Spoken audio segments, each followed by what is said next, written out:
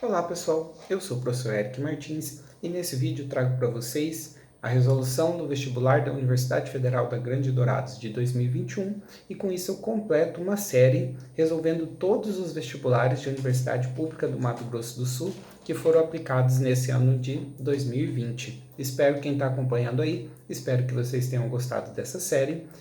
Bem, comentários sobre a prova. Então ela teve as 6 tradicionais questões de química, teve questões com bastante conteúdo, como é característico da UFGD, né, que basicamente você lembra o conteúdo que você estudou e aplica, como por exemplo questão 42, questão 43, até mesmo a questão 45, um pouquinho diferente aí, né, com vários itens para se julgarem. Teve até algumas questões um pouquinho diferente do estilo da UFGD, como a 41, que envolvia uma interpretação bacana aí da situação descrita, a questão 44, que tinha um contexto bem legal de comparação de moléculas, ok? E teve também questões meio complicadas, meio difíceis, como a questão 46 ou um item da questão 45. Mas foi uma prova relativamente interessante, com uma boa dosagem de grau de dificuldades.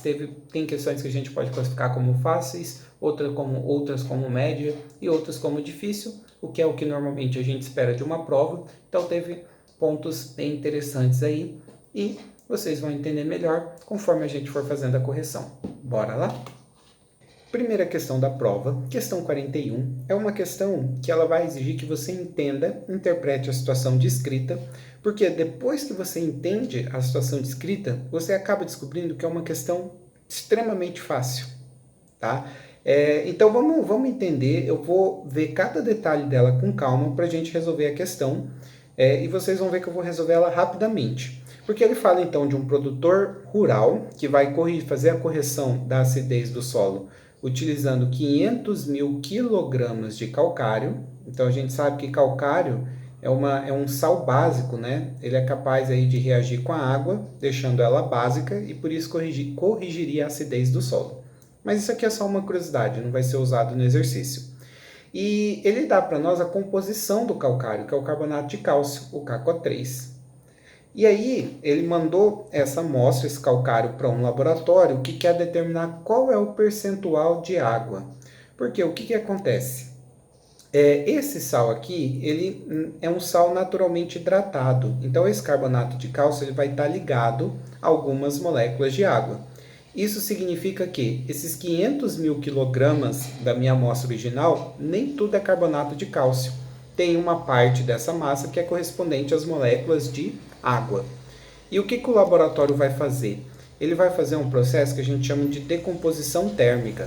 Ele vai esquentar esse calcário para que essas moléculas de água evaporem, né? Não fiquem mais ligadas ao carbonato de cálcio, restando ao fim do processo o sal, o carbonato de cálcio puro. Para fazer essa análise, o laboratório ele vai pegar uma amostra de 10 miligramas. Informação essa que está presente tanto no texto quanto no gráfico. Tá? Então ele deu 2 vezes aqui a informação do valor inicial. E aí ele fala que aqui, entre os pontos A e B, né, que é no início ao fim da decomposição, você teve como único produto 0,5 miligramas de água. Tá? Então, isso aqui foi a massa que você perdeu de água nesse processo que foi descrito. Aliás, esse gráfico aqui, ele, no fim das contas, ele nem precisava ter sido fornecido. Tá? Somente com as informações escritas aqui você conseguiria responder a questão. E a pergunta é correto afirmar que o conteúdo de água nos 500 mil quilogramas de calcário calcítico corresponde a... Então, qual que é a massa de água presente? E aqui, existem várias maneiras de se fazer essa questão, mas eu vou seguir essa dica aqui, ó, que ele falou, ele quer calcular o percentual de água. Então é exatamente isso que eu vou fazer. E como que eu vou fazer isso? Bem, como normalmente vocês gostam de trabalhar com porcentagem, utilizando regra de 3, então é exatamente isso que eu vou fazer. Uma regra de 3 comparando massa com porcentagem. Primeiramente, eu vou utilizar aquilo que foi analisado no laboratório. O que o laboratório disse? Ele pegou uma amostra de 10 miligramas, essa amostra então ela vai corresponder a 100% da minha substância, E depois de feita a decomposição térmica, ele notou que havia 0,5 miligramas de água. Se havia 0,5 miligramas de água, qual é a porcentagem de água presente nessa amostra? Então, com esse cálculo aqui, eu vou descobrir a porcentagem de água, que vai dar quantos aqui, ó? 5%. Tá? Então, a nossa amostra ela tem 5% da massa dela correspondente à água. Ok, se a nossa amostra tinha essa porcentagem de água, o total de calcário presente também vai ter 5%. E aí nós poderíamos matar esse exercício com uma outra regra de 3, dessa vez utilizando a massa total da minha amostra como um todo. Quem já está mais acostumado a trabalhar com porcentagem, bastaria pegar então os 500 mil quilogramas e multiplicar por 0,05, ok? Então eu vou fazer aqui da maneira um pouquinho mais demorada, mas a maneira que a maioria do pessoal acaba gostando de fazer, que é por regra de 3. Vou pegar a minha amostra toda, 500 mil quilogramas, tá? E essa minha amostra toda é 100%. Agora nós sabemos que temos 5% de água. Quantos então nós teremos de água? Resolvendo essa conta aqui,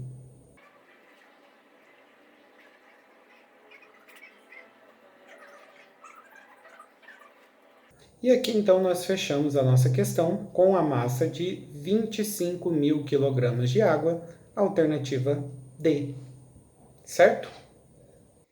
Questão 42. Questão 42 é uma questão padrão de titulação, tá? Então, normalmente quando a gente estuda titulação, a gente vê exatamente essa situação que está sendo descrita aqui, uma titulação ácido-base. Ele quer descartar então 5 litros de uma solução de ácido sulfúrico, seguindo aí as normas recomendadas. Você não pode descartar um ácido na natureza sem fazer a sua neutralização. E essa neutralização, então, foi utilizando 4,9 litros de hidróxido de sódio, de uma base, com a concentração exata de 1 mol por litro. Bem, aí o exercício me dá algumas informações, que a massa molar do hidróxido de sódio, do ácido sulfúrico e a reação não balanceada. Então, ele foi bonzinho, pero no mútil, no último tópico aqui ele resolveu falar, não, balanceamento você se vira aí. E aí ele quer saber, com base nessas informações que foi passada aqui, ele pergunta para nós a quantidade em mol e a concentração em mol por litro de ácido sulfúrico lá na minha amostra original. Então vamos lá. Eu separei aqui o espaço em branco para resolver a questão. Eu vou copiar então a equação que foi fornecida, porque eu apaguei para ter espaço para resolver a questão.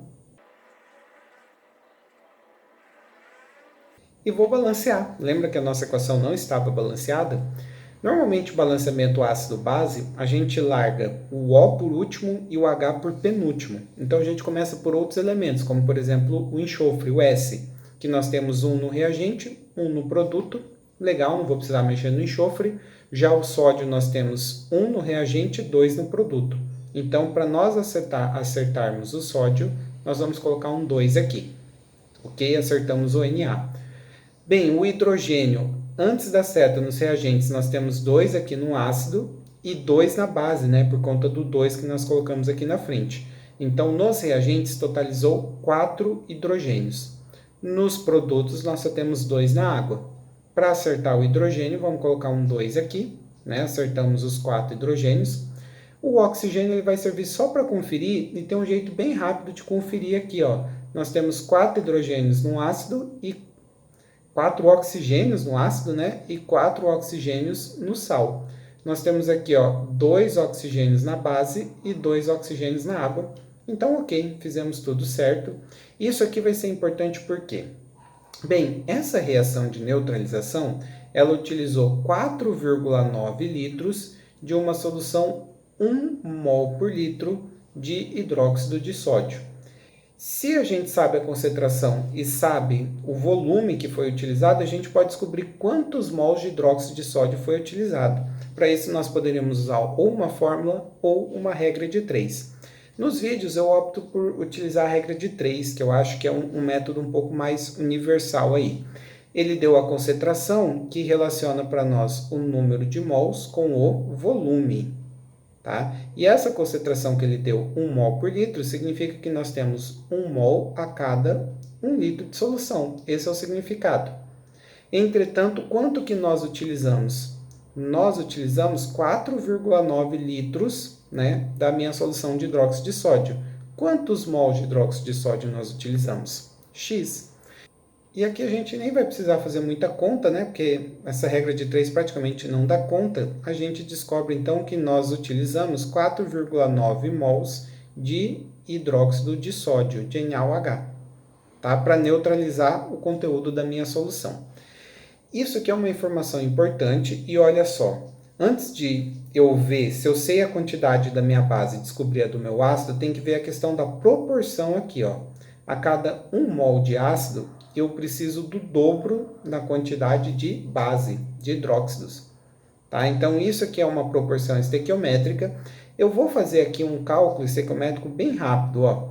Eu sei que eu precisei de 4,9 mols da base, que foi o que eu calculei aqui, não foi?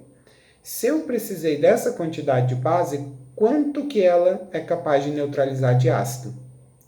Ok? E aqui, para a gente não perder muito tempo na conta, notem que a quantidade de ácido é metade da de base, né? 1 é metade de 2, então X seria metade de 4,9. A metade de 4,9 é 2,45 mols. Aliás, essa aqui era a quantidade de ácido presente, então, na minha amostra, o que já é uma das respostas, né? Porque uma das perguntas que ele faz para a gente é exatamente qual é a quantidade em mols de ácido sulfúrico. Okay? Então, só para voltar aqui, nós já matamos o exercício na alternativa B. É a única que nos dá essa opção. Mas como aqui a gente resolve o exercício completo, vamos calcular então a nossa concentração. Como que a gente calcula a concentração? Vou manter o meu padrão de fazer isso em regra de 3. Concentração é uma relação entre o número de mols e o volume. Tá? Nós acabamos de descobrir que temos 2,45 mols de ácido sulfúrico nessa amostra que tem 5 litros. Tá? Essa é uma informação que a gente sabe a partir do texto. A concentração seria quantos mols nós teríamos em 1 litro. Concentração é medida em mols por litro, então a pergunta que eu faço é essa: quantos mols nós teríamos em 1 litro? E aí a gente faz essa conta aqui. A gente chega então no valor de 0,49 mols por litro. Vamos conferir aqui, se bate com a alternativa que nós marcamos. 4,9 vezes 10 a menos 1. Né? O 10 a menos 1 significa que eu andaria uma casa com a vírgula, correspondendo ao 0,49. Confirma então que a gente já havia marcado a alternativa correta. Fechamos então. Questão 43, uma questão de hidrólise salina e uma questão também bem direta. Basicamente assim, você sabe o que é hidrólise salina?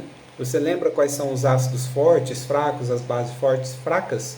Se você lembra isso, você sabe fazer a questão. Ele fala aí da importância dos sais, aquele contexto bem genérico, e ele vai trabalhar aqui com 3 sais, o cloreto de sódio, o nitrato de amônio e o acetato de sódio. E aí, quando você dissolver esses sais em águas, você vai ter solução de que caráter?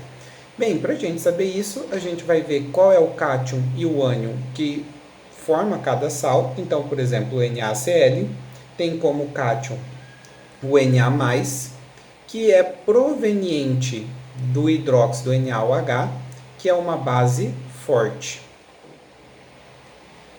Já o Cl, o Cl-, ele é proveniente do ácido clorídrico, do HCl, que é um ácido forte. E quando um sal ele tem essa característica, né, de ser proveniente aí de uma base com ácido forte, a gente fala que ele é um sal neutro. Então, ele não vai causar alteração no pH. O primeiro sal é neutro. Olha só, se nós lembrássemos, né, do NaCl, que diga-se de passagem é o exemplo mais básico quando nós falamos de sal, a gente já ficava entre duas opções somente. Agora a gente vai lembrar sobre o nitrato de amônio, NH4NO3, sal esse que inclusive apareceu na prova da UEMS. O nitrato de amônio, ele então é formado pelo cátion NH4+. Esse cátion ele é proveniente do hidróxido de amônio, que é uma base fraca. Opa, então aqui ó, já vê que tem uma diferença em relação ao anterior, né? Já o ânion nitrato, NO3-, ele é proveniente do ácido nítrico, que é um ácido forte. E aí o que acontece nesses casos aqui, ó? Bem, qual que é a característica de sal que vem de um ácido forte com uma base fraca? A característica de ser um sal ácido, um sal que diminui o pH da solução. Então, aqui ó, nós já fechamos, né, a questão na alternativa C. Beleza? Vamos conferir, né, se a última alternativa estava correta. Ele deu para nós o acetato de sódio. Ele inclusive usou uma notação aqui que não é muito usual, tá? Mas o que a gente tem que lembrar aqui? O acetato de sódio, ele tem o cátion sódio, que nós já discutimos, né? O cátion sódio vem do hidróxido de sódio, que é uma base forte. E o acetato, pessoal, é o etanoato, é um composto orgânico, né? É o CH3COO-, que vem do ácido acético, CH3COOH, ácido acético, que é um ácido fraco, né? Ou oficialmente a gente chama de ácido etanóico. E aí o que acontece aqui? Nós temos um sal proveniente de uma base forte com ácido fraco. Sal com essa característica, quando dissolvido em água, ele aumenta o pH, ele torna a água básica. Então aqui nós temos um sal básico. Ok, confirmamos que de fato a resposta era a alternativa C. Fechamos então 43. Questão 44. A questão 44 era uma questão conceitualmente muito legal, né? Mas ela tem um contexto muito triste, porque ela fala sobre o que aconteceu em 2020 no Brasil, que foi o Ministério da Saúde recomendar para o tratamento de Covid os medicamentos cloroquina e hidroxicloroquina. Acredito que isso vai ser uma das páginas mais vergonhosas da história do nosso país, né? A recomendação de 2 medicamentos que além de não ter a eficácia comprovada, os estudos têm mostrado que não tem efeito, né? São medicamentos aí que tem que ser usado com cuidado, porque tem efeitos colaterais perigosos e é muito eficiente aí para tratamento de algumas doenças, mas todo tratamento tem que ser feito com cuidado, com um determinado estudo aí do histórico do paciente, mas vem sendo receitado indiscriminadamente, né, pelo Ministério da Saúde do nosso país. Ok? Bem, então nós temos aqui a estrutura das duas moléculas, a hidroxicloroquina, que é uma variação menos tóxica da cloroquina, e ele fala que são duas estruturas muito semelhantes, que diferem-se apenas pelo radical hidroxila, tá? Então a diferença entre essas duas estruturas é só isso aqui, ó, é só esse OH, ok? E aí ele vai me dar algumas informações, né? Ele deu aqui algumas informações das moléculas e vamos ver as alternativas. Vamos procurar a alternativa correta. A primeira alternativa diz que a molécula de cloroquina é mais solúvel em água porque apresenta menor massa molecular. Bem, de fato a cloroquina tem uma massa menor. Ele inclusive deu, ó, a cloroquina é 319, quase 320, enquanto a hidroxicloroquina é quase 336. A massa ela tem uma influência na solubilidade, mas o principal, pessoal, é a questão de polaridade.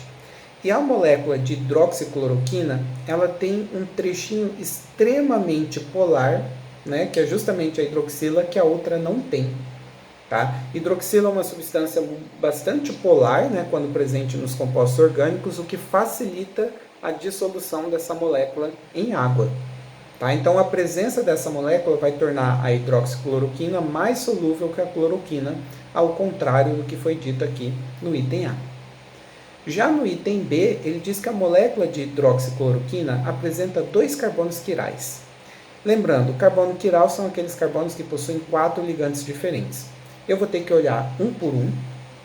Como são muitos carbonos, eu vou fazer uma análise mais rápida aqui, tá? Primeiro, o carbono quiral ele não pode fazer dupla ligação. Então eu vou riscar de azul aqueles que eu estou descartando, tá? Todos esses carbonos aqui, ó, do benzeno, dos dois anéis aromáticos aqui, eu estou descartando porque todos eles estão envolvidos em duplas. Esse carbono da ponta aqui, ele é um CH3, 3 ligantes repetidos com hidrogênio, tá? Esse aqui pode ser que seja, vamos ver depois com calma. Isso aqui é um CH2, tem ligante repetido, CH2, CH2. Isso aqui também é um CH2, outro CH2, outro CH2, todos eles têm ligante repetido. E na ponta aqui um CH3. O único que pode ser quiral, e de fato é quiral, é esse aqui que eu estou marcando de verde. Tá? Ele tem 4 ligantes diferentes. Quais são eles? Tudo que está ao seu lado direito, que é diferente de tudo que está ao seu lado esquerdo, que é diferente desse composto, desse carbono aqui em cima, e o quarto e último ligante dele é o hidrogênio. Tá? Então, de fato, esse carbono verde aqui, ele é um carbono quiral. No fim das contas, nós achamos um carbono quiral na hidroxicloroquina, e a questão fala que ela apresenta 2 carbonos quirais. Não, vou descartar, tá? Ele complementa, né, falando que a cloroquina apresenta apenas um. Vamos dar uma olhada aqui, ó. Primeiro eu vou descartar todos os carbonos aqui, ó, dos nossos anéis aromáticos, porque eles fazem dupla, tá? Esse CH3 aqui, os da ponta, que são todos CH3, eu descarto. Os CH2 também eu descarto todos. E no fim das contas acaba sobrando o que seria o mesmo carbono da estrutura anterior, né? Esse aqui, que de fato é quiral, pelo mesmo motivo da hidroxicloroquina. Conclusão, eu tenho um carbono quiral em cada uma, tá? Não tenho duas na hidroxi, igual diz a alternativa B. Item C. As funções orgânicas amina é nitrogênio ligado a carbono. Imina é nitrogênio que faz dupla ligação com o carbono. E aleto de arila é um halogênio ligado a benzeno. Estão presentes nas duas estruturas. Será? Bem, amina, nitrogênio ligado a carbono, ó. Sim. Tá? Imina, nitrogênio que faz dupla. Sim também. E aleto de arila, né? Um aleto, no caso o cloro ligado ao benzeno, também. Então, tá certo. Resposta alternativa C. Vamos conferir o que está nas outras? Na alternativa D, ele diz que o carbono quiral apresenta hibridização sp2. Já descarto aqui, tá? E ele ainda complementa falando que a geometria é trigonal plana. Tá? Confirma que isso aqui está errado. Primeiro, o carbono quiral ele tem que ter 4 ligantes diferentes. 4 ligantes diferentes tem que ser geometria tetraédrica, não pode ser trigonal plana. E, aliás, 4 ligantes diferentes tem que ser hibridização sp3 no caso do carbono. Tá? sp2 para carbono é quando ele faz 2 ligações simples e uma dupla. E aí, se ele faz dupla, ele não é quiral. Descarta a alternativa D. E na alternativa E, ele diz que em cada uma das moléculas são observados 4 isômeros ativos. Pessoal, as duas moléculas têm um carbono quiral. Ou seja, vai haver isômeros óticos, vai haver 2 moléculas diferentes, tá? Só que 2 para cada. Por quê? Porque cada carbono quiral ele vai criar 2 isômeros diferentes. Tá? Então eu vou ter 2 por conta de um carbono quiral da hidroxicloroquina e 2 por conta de um carbono quiral da cloroquina. Então cada uma delas tem 2 isômeros ativos e não 4. Tá? O que seria 4? Caso eu tivesse 2 carbonos quirais em cada, aí haveria grande chance sim de eu ter 4 isômeros ativos. Tá? A questão de isômeros ativos aí também dependeria um pouco do formato geométrico da molécula. Como essa molécula aqui não tem muita simetria, se bastasse 2 carbonos quirais em cada um, eu de fato teria 4 isômeros ativos. 2 para cada carbono quiral. Mas não é o caso, não é a resposta. Fechamos então a nossa questão na alternativa C. Questão 45. Questão 45, ela é uma 3 em 1, são 3 perguntas numa única questão. Ela fala sobre o nitrato de amônio.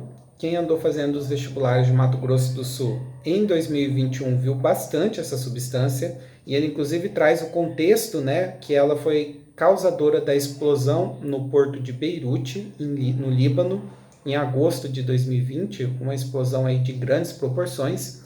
E aí ele traz para nós algumas reações, algumas informações aí que vão ser úteis para a gente responder as questões. Então, ó, como eu comentei com vocês, ó, tem 3 perguntas, 1, 2 e 3, e as respostas aqui estão separadas por barras, são 3 respostas. Separei então um slide para cada pergunta. A primeira, ele quer saber qual a soma dos coeficientes estequiométricos inteiro da equação global balanceada. Então, ele quer a soma dos coeficientes estequiométricos dessa reação aqui. Então, a gente vai pegá-la e vai balancear. Isso é uma opção, tá? Então, eu vou copiá-la aqui embaixo para que tenhamos mais espaço para resolver.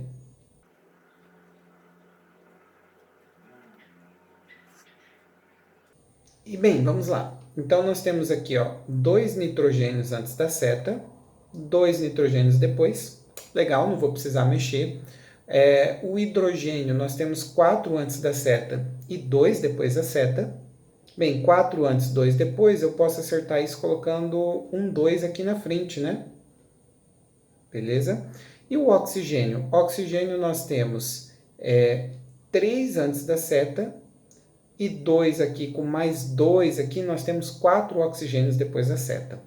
Aí começou a ficar uma situação meio complicada, né? 3 e 4, então como que eu vou resolver isso? E então aqui a gente teria várias maneiras diferentes de acertar esse oxigênio, mas eu vou pensar o seguinte, normalmente, né, a gente mexe no lado que tem menos. Então eu tenho 3 de um lado, 4 do outro, tá? Não vai haver um número inteiro que eu multiplico por 3 que dê 4. Então eu vou multiplicar aqui por 2, tá? Esse 2 que eu multipliquei vai mexer em todo mundo, mas quem sabe eu consiga resolver meu problema. Porque a partir de agora, ó, ao invés de eu ter os 2 nitrogênios originais, eu vou ter 4. E se eu tenho 4 nitrogênios antes da seta, para que eu tenha 4 depois da seta, eu vou colocar um 2 aqui. O H, agora eu passo a ter 8, né? 2 vezes 4, 8. Antes da seta, eu vou ter que tirar esse 2 daqui. Para que eu tenha 8 nesse caso aqui, eu vou ter que colocar um 4, correto? 4 vezes 2, 8. Será que agora a gente consegue acertar o oxigênio? Por conta desse 2 que eu coloquei aqui, eu passo a ter 6 oxigênios. Depois da seta, eu tenho 2 aqui e 4 na água.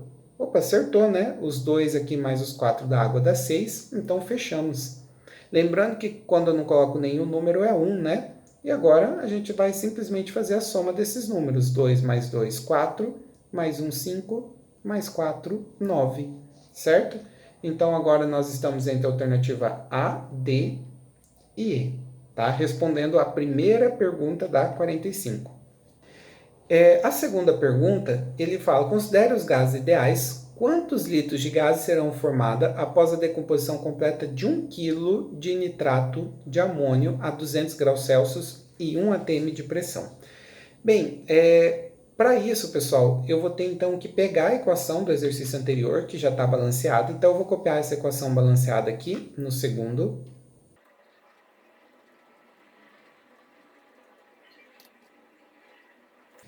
E olha só, essa equação ela me dá algumas informações. Eu vou comparar o quê? Qual que é a pergunta feita? Ele quer saber quantos litros de gases serão formados na decomposição completa de 1 kg de nitrato de amônio. Tá? Então é o seguinte, ó, essa reação está me dando 2 mols de amônio. Lembrando que esses 2 mols de amônio, se reagir completamente, vai formar tudo isso aqui, ó, todas essas substâncias são gasosas. Inclusive eu posso confirmar aqui, ó, gás, gás e gás, tá? Então esses 2 mols de amônio vai formar aqui um total de 7 mols de gases. Só que eu não quero exatamente essa informação em mol. Eu quero litros de gases e eu quero massa do nitrato de amônio. Bem, olha só, 2 mols de nitrato de amônio, a gente sabe que pesa 160 gramas. Ué, de onde que eu tirei isso aqui, ó? Ele falou 80 gramas por mol no nitrato de amônio, né? Então, 80 gramas a cada 1 mol, 2 mols são 160 gramas. Bem, 160 gramas vai formar 7 mols de gases. E 1 quilograma vai formar quanto? Eu vou fazer agora, então, uma regra de 3 para descobrir quantos mols de gases serão formadas, para depois calcular quantos litros. Tá? Então, nessa regra de 3, eu vou comparar a massa do meu nitrato de amônio com o número de mols de gases formados, usando a relação que nós temos aqui em cima, a relação que diz: a cada 160 gramas de nitrato de amônio, formaremos 7 mols de gases. 1 kg de nitrato de amônio, que foi o que o exercício forneceu para a gente, né? Lembrando que 1 kg são 1000 gramas, para manter a unidade medida, vai ter X mols de gases. A gente, então, resolve essa regra de 3.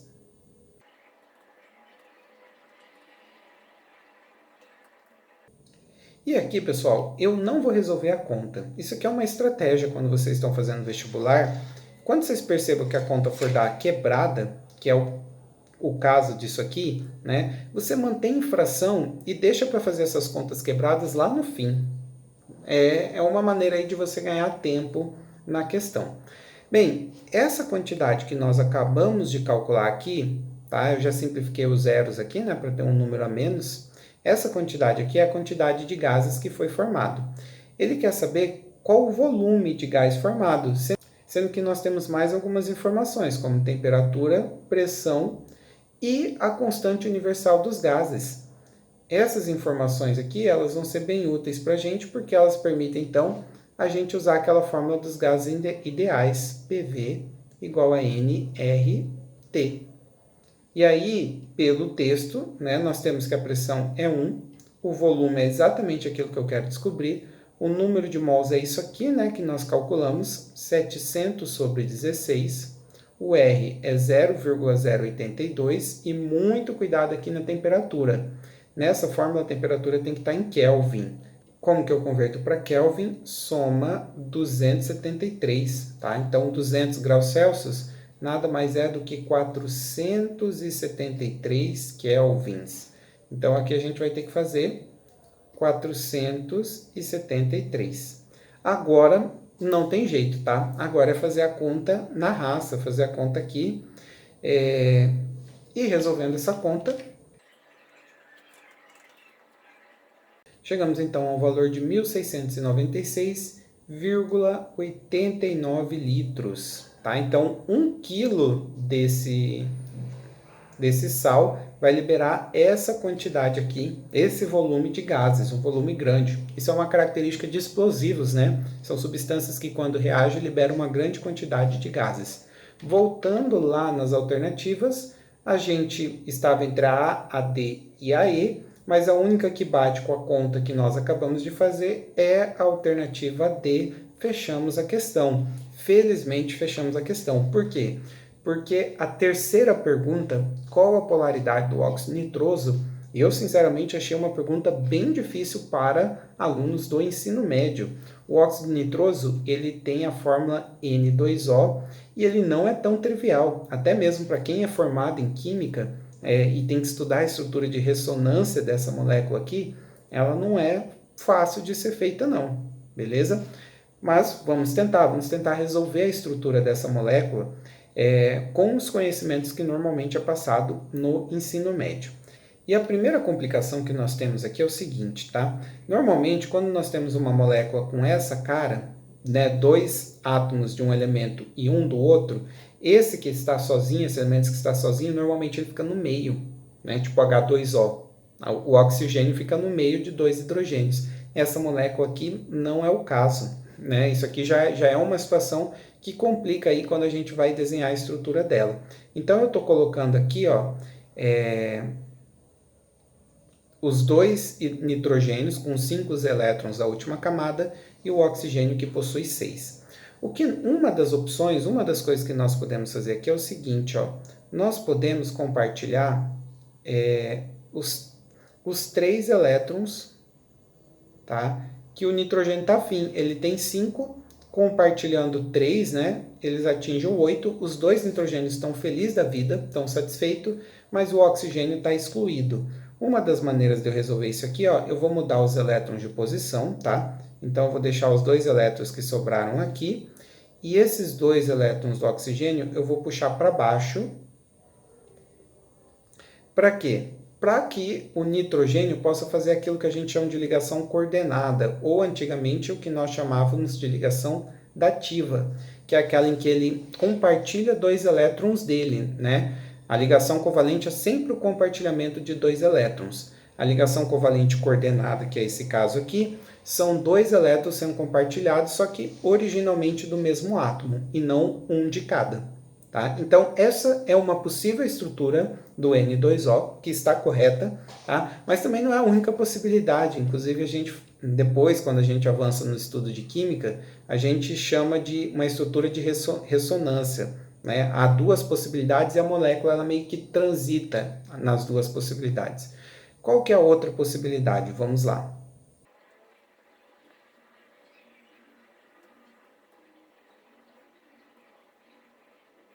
A outra possibilidade seria eu fazer as 2 ligações N com O, deixando o O feliz da vida, né? Porque ele tinha 6 elétrons, fazendo 2 ligações, 8, está satisfeito, tá? E aí eu poderia fazer uma ligação N com N, o que deixaria o N do meio satisfeito. Afinal, ele já completou as 3 ligações que ele queria, ele está com 8 elétrons, só que esse N da ponta ele ainda não está satisfeito. Tá? Para esse N da ponta ficar satisfeito, ele precisa ainda de 2 elétrons. Bem, o N do meio tem 2 elétrons livres, né? Eu, inclusive, vou pegar esses 2 elétrons que estavam aqui, vou mandar ele para baixo e vou fazer a tal da ligação coordenada. Ok? Então, é aquela ligação em que o N compartilha 2 elétrons, sem receber nada em troca. Então, nós temos uma ligação covalente coordenada. Agora, está todo mundo satisfeito. Há 2 possibilidades corretas. E aí, isso vai ser uma molécula polar ou apolar? Bem, poderíamos considerar aqui, primeiro, que essa molécula ela tem uma geometria linear, tá? Porque não sobra, em nenhuma das situações, sobra par de elétrons livres no átomo central. Tá? Então, são 3 átomos sem par de elétrons livres no central. A geometria linear, o que faz com que os momentos de polo sejam mais fáceis de ser avaliado. A ligação N com O, nós temos o oxigênio, que é mais eletronegativo. Então, nós criaríamos o momento de polo para o oxigênio. Tá? O oxigênio puxaria o elétron com mais força em ambos os casos. Tá? Enquanto a ligação N com N é uma ligação apolar. Né? Não criaria um momento de polo. Certo? Então, essa molécula aqui ela vai ser polar. Afinal, há um momento de polo que deixaria o oxigênio negativo. Mas por que ela vai ser pouco polar? Porque, pessoal, a diferença de eletronegatividade entre o N e o O é muito pequena.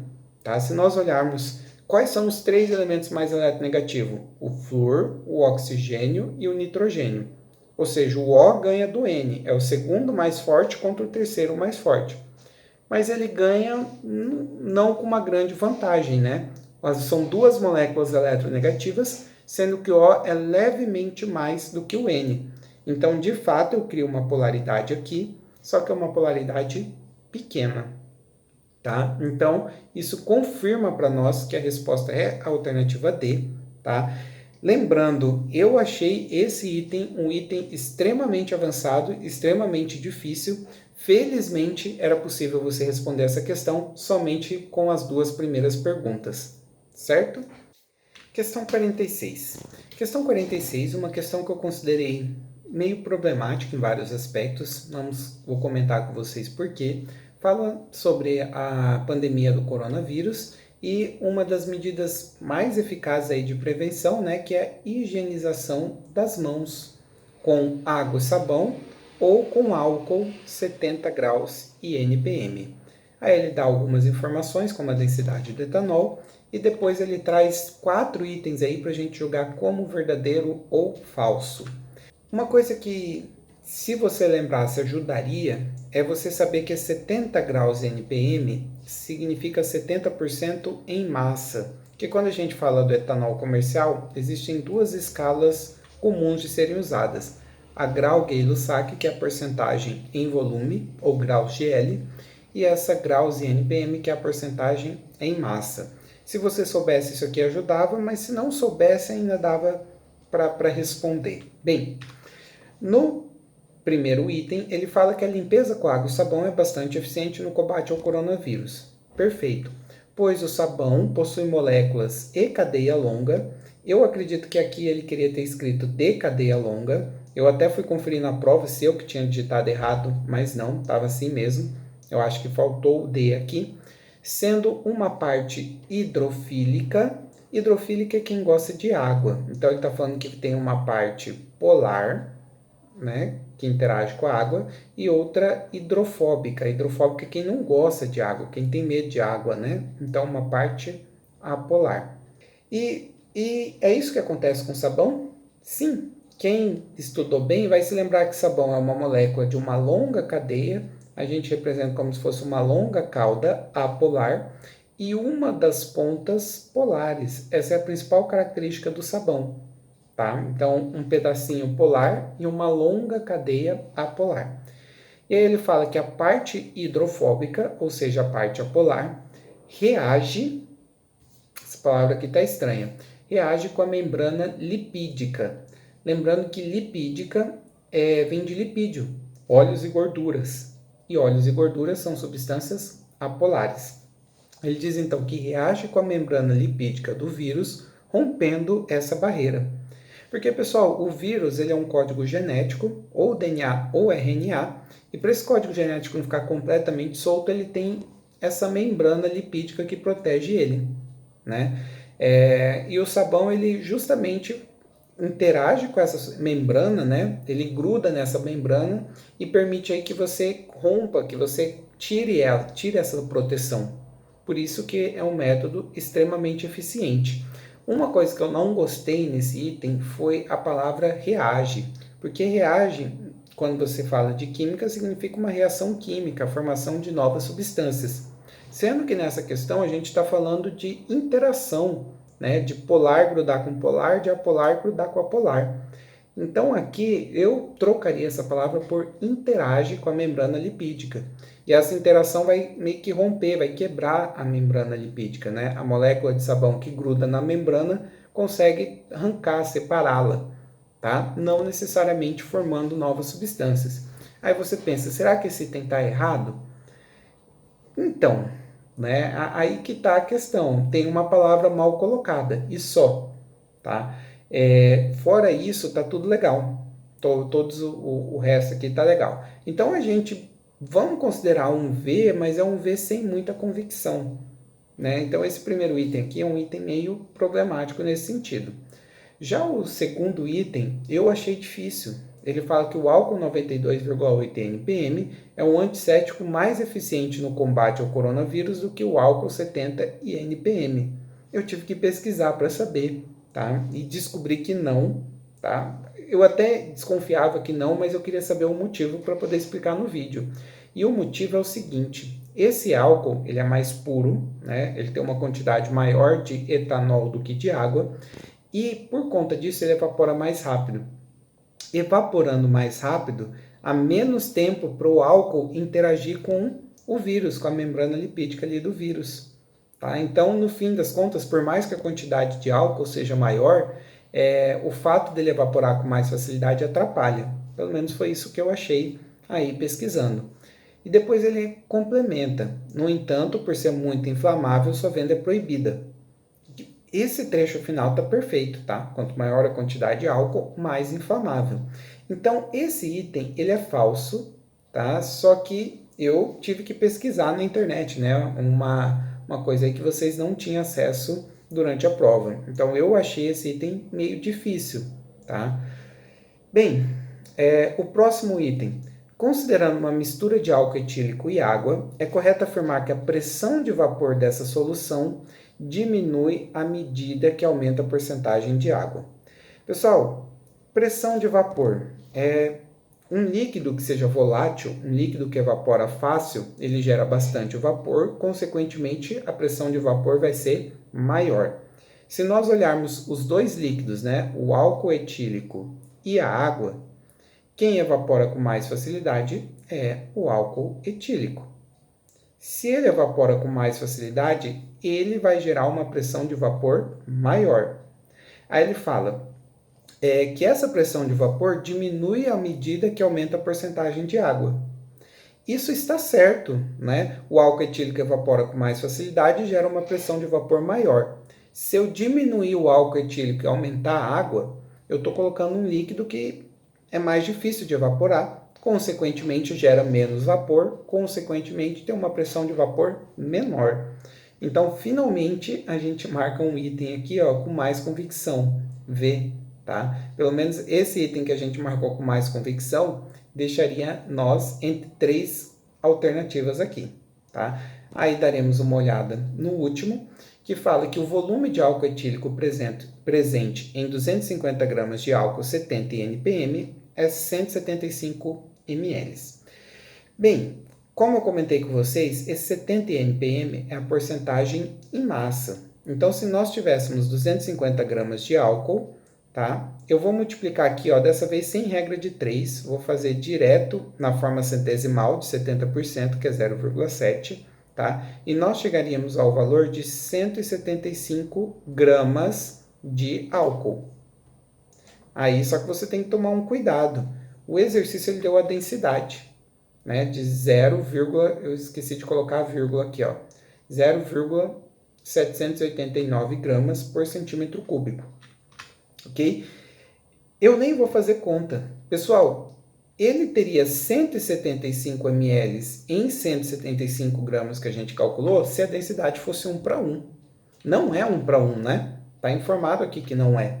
Bem, então, consequentemente, eu sei que isso aqui está errado. Se eu tenho 175 gramas de álcool, eu não tenho 175 ml de álcool. A densidade não é 1 para 1. Então, aqui eu também posso marcar com uma certa convicção de que é F. Tá? E aí, as duas últimas eu marquei com convicção, logo eu cheguei na resposta da alternativa B. Tá? Indicando que aquele reage ali a gente vai fazer vista grossa e o segundo item que eu considerava mais difícil, eu acabei indo por eliminação como F, beleza? Com isso, então, fechamos a nossa prova. Se você gostou dessa correção, lembre-se de se inscrever no meu canal e até a próxima.